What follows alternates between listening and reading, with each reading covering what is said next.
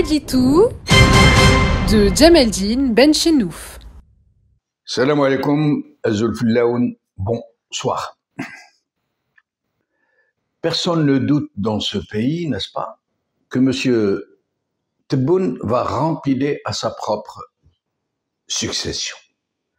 Il n'a pas chamboulé la date officielle des élections présidentielles et donc raccourci la durée de son propre mandat, juste comme ça.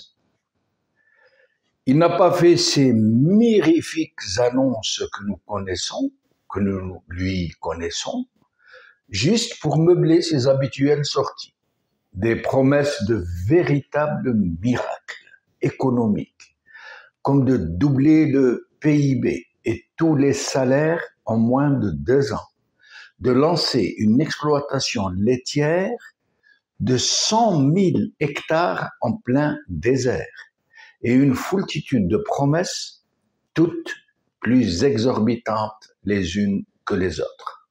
Juste pour s'attarder un peu sur celle de l'exploitation laitière, M. Tebboune nous promet donc, rien de moins, de réaliser la plus grande ferme laitière du monde et de l'histoire des exploitations laitières, soit 2,5 fois la taille et la production de l'actuelle plus grande ferme laitière du monde, celle d'Al Mara'i en Arabie Saoudite, qui exploite à perte environ 90 000 vaches, alors que celle promise par M. Tebboune prévoit un cheptel de 270 000 têtes, soit 3 fois celui de la plus grande ferme du monde.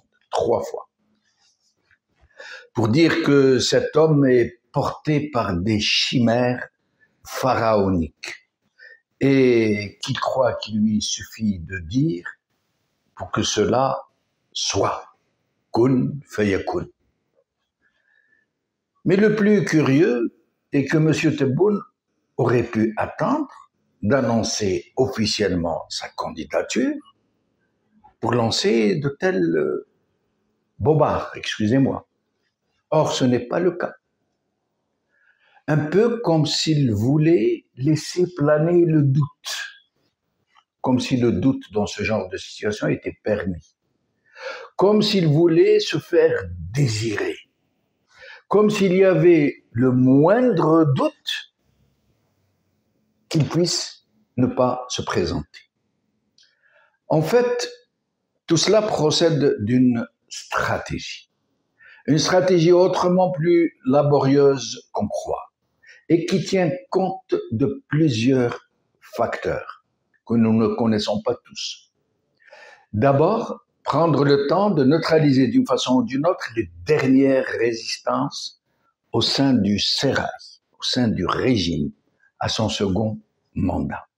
Ensuite, désamorcer en profondeur tous les potentiels d'un soulèvement qui pourrait venir compromettre définitivement la suite des événements, voire même faire sortir tous les loups des bois, du cœur même du système.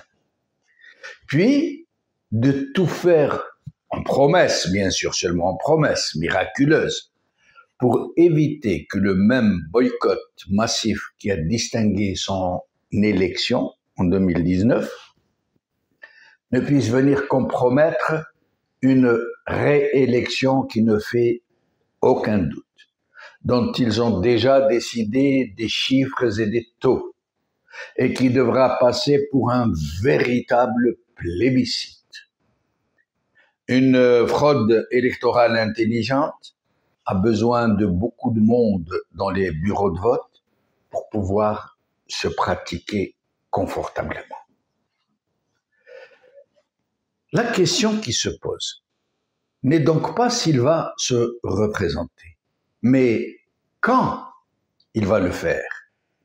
Certaines sources, très crédibles, avancent la date du 5 juillet, lors de la fête de l'indépendance, pour que l'annonce se passe dans une sorte de destin national d'apothéose où ne manquerait ni un semblant de liesse populaire organisée, avec les méthodes cachiristes que nous savons très bien, ni une mobilisation spontanée de tous les relais du régime qui devront tout faire pour que le monde entier tombe en pâmoison devant l'amour que porte le peuple algérien à son guide, à son président, à son timonier, à son Mehdi al-Montadar. Tout a déjà été mis en place, tout a été prévu pour accompagner l'effet d'annonce. Ainsi, pour le 5 juillet, comme par hasard, en plus de festivités extraordinaires orchestrées avec un soin poussé au détail, sont prévues, entre autres opérations, celle d'une très vaste livraison de logements à un niveau national, que le régime gardait au frais depuis des mois.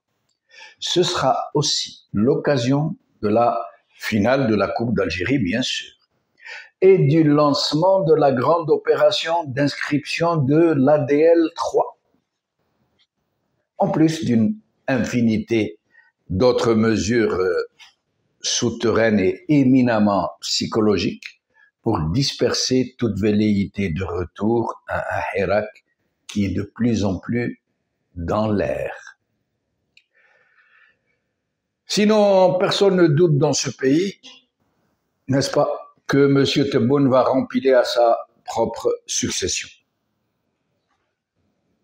Et le reste, nous le saurons tout très très bientôt. Merci.